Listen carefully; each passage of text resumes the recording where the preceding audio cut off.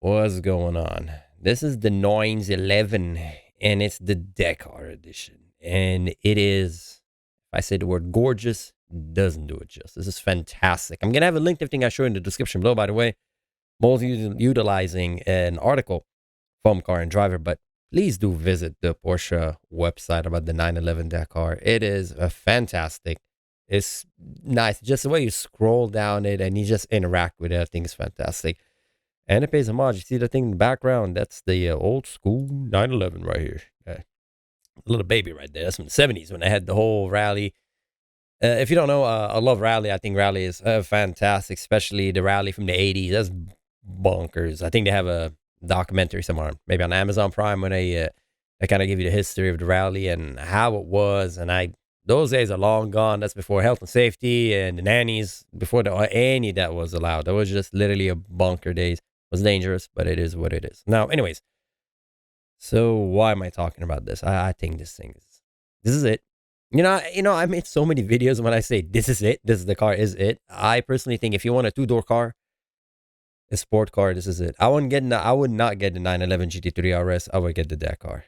Mind you, it is what, like $2,000 difference between this and a 911 GT3 RS, but I would get this. And you might call me crazy, but I'll make my case why I think this car is fantastic. Look at this. I love this. Here you go, you stroll, and it goes from this to that. Look at that. Look how cute. No, yeah, it's exactly why I would get it. Obviously, different paint, but this car, you can drive it anywhere. That's the reason I would get it. Yeah, I love this because you would think this one should be on the sand and this one will be on the road, but they did the mind trick, the mind messing with you. I love it because it's rugged, but it's like an RC car. You want an RC car that you want to drive it only on flat surface, smooth surface, or you want the RC car with the sticky tires and you just drive around and bump into stuff and be okay. I'm not saying this, you don't want to bump into trees with this, but I love the fact you can take it maybe in some twisty canyon road and some pothole. It's not the end of the world, Yeah, this is not an off-road vehicle in the sense you would have I don't know, whatever your favorite brand of a truck, lifted truck off-road. I don't know, Tacoma with a TRD lift kit and no. It's not gonna do that. Don't get this thing stuck in the mud. There's a YouTube video of some guy doing that. Don't do that. It's stupid. Okay, this is not meant to go in the mud, but it's definitely meant to be adventurous. It reminds me of the BMW motorcycle with a GS series. It's just adventure bike. This is an adventure Porsche. That's what I would call it, an adventure. You go on this and you go on an adventure, whatever the road leads. Oh, the road ends. There's no more tarmac. That's okay. I can just still drive it. They talk about the sand dunes because obviously there's no rocks, right? I mean, the clearance, it gives you a lot of clearance. Something like, what was it, like 8-inch clearance? Now, I'll just switch to the article in a second. That gives you more details, but I just want you to look at these pictures. I mean, look at that. It transfers what, like 88% of its power to the rear. It has a GTS, a lot of the goodies from it. That's why the traction, the electronics, that kind of gives you that performance. Again, if you look at the clearance, yeah, it could raise itself up to give you that clearance, but up to 105 miles an hour. Above that, the car kind of lower itself because just for stability purpose. The Pirelli Scorpion, that's with those tires, they kind of give you somewhat of a traction. Again, it's a compromise, so don't go off there saying, your car cannot go up on that. Yeah, it cannot go up on that thing. It's just the fact that you can. It's like what's that Rolex, the scuba diving Rolex, right? Whatever I don't know. You can go 200 miles underwater when you're like, you'll be dead, but hey, cool. I guess your watch will still be ticking when your fishes are eating your body. Jeez, that's a morbid image. But regardless, you have these things because they can do it, right? This car can. It's not a completely off-roader, but it's pretty. Look at that. Look at that suspension. 3.14 inches, 80 millimeter. More ground clearance. Look at that. How could you not look at this and not love it? Love it. I think it's fantastic. This is car. Look at that. It launches, rally, launch control. It depends where your neck of the woods, man. If the road runs out, awesome. I think the car's fantastic. I think it's awesome. I think it's worth it. Why I would get this instead of a 911 GT3 RS? Not saying a 911 GT3 RS is not fantastic because I don't know. I'm honestly tired of race cars. It gets to a point where the road is not good enough with a car. You know what I mean? Like, it depends where you live. Where I live, I mean, honestly, I look at the road, all I see is curves, I see potholes, and I'm like, I mean, what are you gonna do? Take it to, I mean, in Southern California, we have what, Laguna Seca? You can take it to Laguna Seca if you want. Um, I don't know. I just feel like you're really not gonna get the potential out of that car, and eventually it's just gonna crash, and it's gonna be a horrendous large crash, and it's gonna be the end of it. But in this, look, you take it some open land, just drive it out and go to way to Vegas and divert off somewhere and just kind of drive around. Just have fun. I mean, yeah, I could understand. He probably could. The worst he can do is get it stuck. But if you were somebody made that has a winch, hey, you can get it unstuck. I mean, the worst you can do probably drive it into flood it. I mean, there's a million ways you can go on the off road. You can go on, I don't know, but got one wheel stuck in a humongous hole that you can get it out. I don't know, driving a very uneven ground. But regardless, I just feel like this just kind of gives you that freedom that you could be on the road and go off the road. And yeah. I know that all that sand you're looking at will destroy the paint. I know. But again, it's part of the I can do it and I have the freedom to do it. And you have all the electronics. One thing that might not totally agree with is the carbon fiber bucket seats. I think they'll be maybe too much for an off-road car because they'll probably give you not a lot of give. It might be too bumpy. That I don't know. It's just my assumption. Look at this. And look, the more you turn, you go, oh my God, look at that. This is gorgeous. All-terrain tires and robust side skirt. I would definitely imagine specific front fascia with additional protection. I will probably have like a crash bar on it, just to go crazy with extra fog lights, and just do. But these are collector cars. I'm pretty sure if you mess with it, it might change its value. But regardless, specific rear fascia with spoiler. Yeah, and they talk about the reduction of weight. Again, you're getting a car that's very intelligent. I love the fact it's so capable. I think it's just fantastic. I think this car is amazing. Now, what am I looking at over here? What is that? Oh, that's the sign, a reflection. Oh, that's standing next to a sign. I saw you.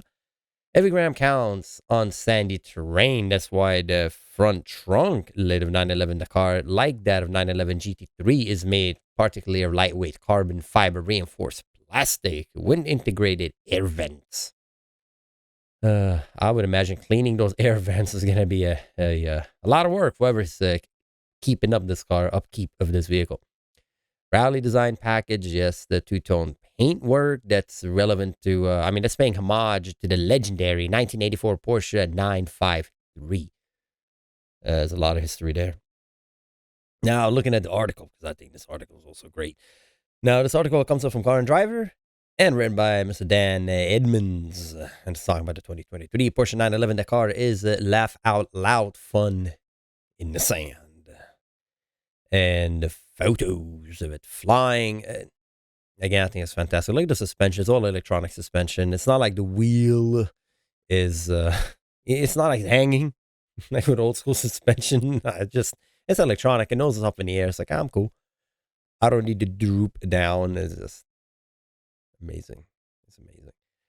So the articles, again, it's a great read. I'm not going to read it word by word, but they do mention a couple of things. They talk about, it's just kind of it's funny how this car can do it. But okay, let's talk about the electronics. So anyway, so 911 Dakar takes a lot of its electronics from the Carrera 4 GTS. So a lot of the information comes from it. Specifically, they talk about the traction control. So let's go from here. So anyway, say this Porsche takes the dune buggy format several giant step forward on account of its wailing 473 horsepower twin turbo 3.0 liter flop 6 engine from the GTS. This engine brought torque peak at 420 pound-feet from 2,300 RPM to 5,000 RPM. It's even more critical. In the thick of it, whenever you glance at the tach, usually while yelling, I don't believe I'm doing this in the 911, the engine inevitably grinds out between 3,000 and 4,000 rev. So they're talking about like the engine just loves to rev, it just keeps going. So I want to see. Oh, see, there you go. They talk about the steering wheel, the micro suede wrapped steering wheel is one example. The wheel is too much constant motion as you saw through the sand. Oh, so they're talking about it moves a lot, so there's no point of having the top center hash mark.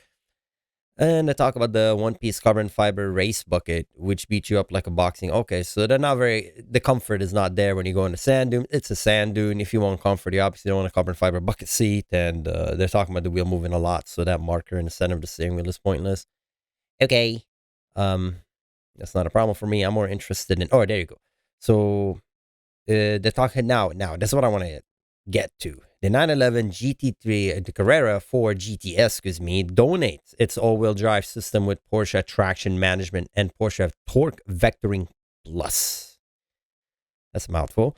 To these, the Dakar adds GTS options such as rear-wheel steering and Porsche dynamic chassis control system of active anti-roll bars. And a combination of all that plus a caravan load of software optimization gives the added rally and off-road driving mode some real teeth. I think it's crazy. 6.3 inches of standard clearance, 1.8 inches more than the GTS, to 7.5 inches of maximum clearance. The 911 short 96.5 inch wheelbase translate that into a respectable 19 degrees breakover angle. You know, when trying to clear stuff. That's what I talk about. That's a very off-road folks there. Now the crossover SUV territory. Look, I wouldn't go too much saying this is going to be an ad whatsoever. A sport utility vehicle, capable machine. It's just a fun car. And it is obviously there's still low hanging turbines. When you know about a 911, they're in the bag, they're chilling at both corners. You don't want to hit those. I'm pretty sure there's reinforcement on the bottom of the car, but I won't go as far as catching air and slamming on rocks because I know you're going to be left with a very expensive bill. Hey, look, they're making an LA joke. I guess they tested here in LA in an article because they're saying it has enough clearance where you can drive over LA driveways and you won't scratch it. If you don't know, in LA we have this like drive-through like driveways and they're very steeped. And I have cars that are low to the ground and yeah, you have to come in from an angle and that's like from back in the day, you know, when you had like a limited slip differential and if you have a clutch type rear diff and you have a rear wheel drive and you go over the driveway and then one wheel like stays in the air, but you have a clutch type so you can actually go. If you have a helical, you just sit there and then you can't get any traction. That's an inside joke, but not these cars. These cars don't have any of these problems whatsoever, especially this specific car, the 911 Dakar. Then he just goes like, what? What are you talking about? What? Clutch type? What? Like this from the Stone Age. Nobody cares. Go away. I love it. They describe the lift system as employing coil spring resting atop an upgraded version of the hydraulic front end lift that's optional on other 911. A similar lift mechanism is fitted at the rear. And the engineer added an accumulator, and more robust pump so the system can maintain the race posture indefinitely as long as the vehicle speed does not exceed 105 miles per hour. Again, a lot of brains went into this. I think it's fantastic. I think it's amazing. To further optimize the suspension to work on rough terrain, the PASM, of course, active system management, I'm assuming, front and rear damper bodies are longer and rigged for greater travel. And the corresponding lower spring are softer than their road-going counterpart by some 50%. I would imagine I think probably rides like smoother on the road or probably maybe lean a little bit, but I don't even think it would lean. I think this thing would just eat the road. The tires are 245 45 19 front and 295 40 20 in the rear. Oof. So obviously if you want to go on the sand, you got to reduce the tire pressure 70 psi if on the sand. Yeah, that's because you want a tire to float over the sand. You don't want it to dig in. Again, that's just an off-roading thing. But here, going back to it, the cost of the vehicle is $225,000, which is $1,800 short of a GT3 RS. I love it. 8-speed dual clutch automatic. base price 223,000. See, on Porsche, the price is a little bit different.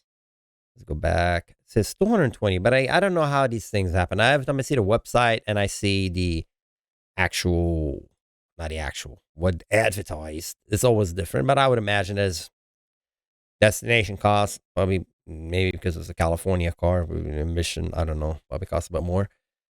Regardless, let's just say $250,000.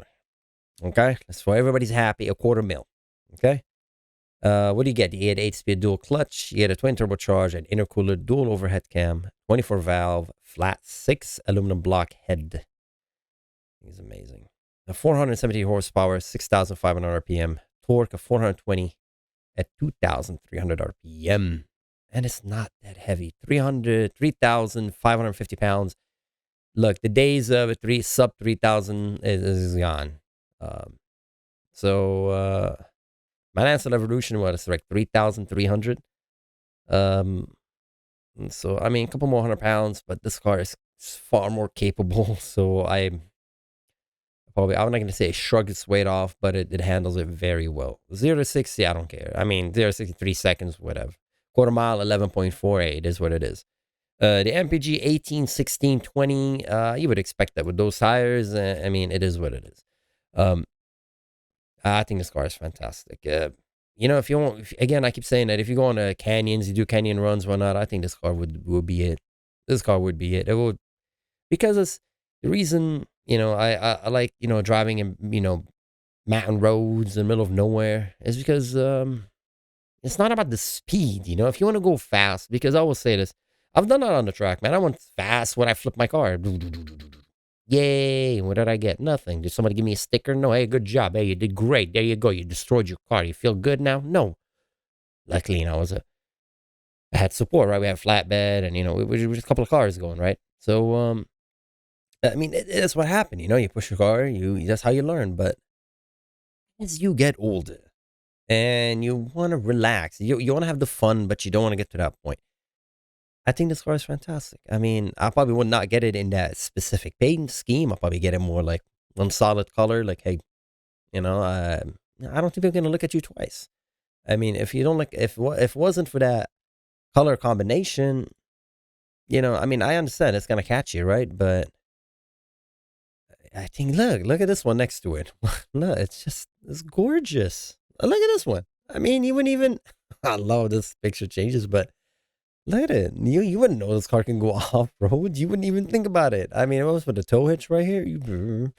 How many people look at tires? I look a lot on tires, right? I mean, every time I'm on the road, if I see a car modified or like, a fast car, I tend to look at the tires. The tires they're not up to scratch. I'm like, that car is not fast. We're done. But, so you could probably look at the tires, probably think to yourself, what?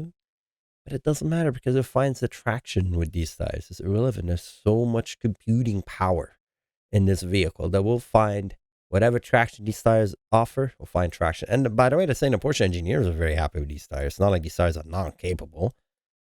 I mean, going back to the article, they were saying the Scorpion AT tires are not overly noisy. They also offer good directional stability and secure steering response. There you go. I quote, in fact, Porsche engineers were so pleased with their performance that they backed away from their original plan to offer them as an optional and made them standard instead. The summer tires are the optional ones here, and rightly so. Buyers are going to spend nearly $225K for a car with 18,000, which is shy, 1,800 shy with GT3 RS. Probably are doing so for the Dakar unique capability, and this footwear gives them the best chance to use Porsche Ultimate Dune Buggy as intended. Again, Dune Buggy, having fun, driving in the sand. I think this car is fantastic. I don't know. I do love the freedom this car gives you. I understand the track. There's a thrill you get on the track. All these G's and, hitting all these G's in your car, I think is fantastic. Yeah, I mean, I guess to me, it's just this freedom with a 911 is a unique recipe, and I think it's fantastic. Again, it's $250,000. It's a toy. It's a toy, and I think it's a fantastic toy. And I love all these pictures from the article. Look at that. I don't care about rock chip. Rock chip, I'll show you a rock chip. Look at that, just driving, wee, just going anywhere you want to go. I mean, as long as, don't go in the swamp in this, okay? Deutsche. I think it's fantastic. I mean, for me, I'll probably panic that the paint is scratched, but, I'm pretty sure you can get a lot of protective things you can put on your car, like a clear. There's a lot of things you can do to protect your paint, up to a certain degree, of course. The wheels. Oh my god. Gorgeous. Drive mode. Ah, look at that. You tell me you don't love this? Oh man, that's so gorgeous. It's so I don't know. I feel like this is it. Because I love rally cars, and this is literally a rally car. It does everything and it's comfortable. And it is comfortable. Yeah, they're talking about that's what the steering wheel that we're talking about when you're going off. And yeah, it's because you can tell when it's at because you're constantly giving input to the steering wheel. That's fine by me. Yeah, I could live with that. And that's the sport bucket seat I was saying wasn't comfortable when you're bouncing around. Hey, um, I'm pretty sure you can maybe try it out before you buy it. Oh my god, every single shot is gorgeous. Every single shot is gorgeous. The tire, I'm still not over the tire. Look at that. You would think you're looking at a truck. It's gorgeous. Oh, look underneath. It's just, you could see the whole flatten. I mean, a lot of cars have it for aerodynamic, for MPG and whatnot, or for performance, but this has it for the other purpose, so you don't damage the underneath of the car. Ah, that's a beauty. That's a beauty. It's a beauty.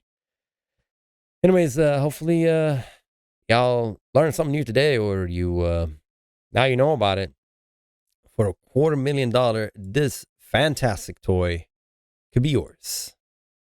I think it's gorgeous. Good job for Porsche. I mean, when you think about it, they offered this car years and years ago, and now they're offering for 2023. What a time to be alive! What a beautiful car. Good job for Porsche. And if you're gonna buy one, man, I think it's fantastic. You can now go wrong. I'll take this over GT3 RS any day. Let me know if I'm wrong in the comments below. Anyway, as always, take care, and I'll see you next time. Bye bye.